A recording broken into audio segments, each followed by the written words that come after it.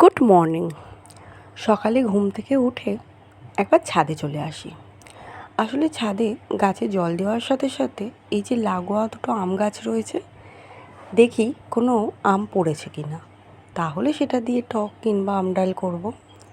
দেখুন হাতের সামনে কী সুন্দর আমগুলো হয়ে রয়েছে, ঝরে না পড়লেই হলো। খুব ইচ্ছা করে বেশ পাকবে আর ছাদ থেকে হাত বাড়িয়ে টুকটুক করে একটা করে পারবো।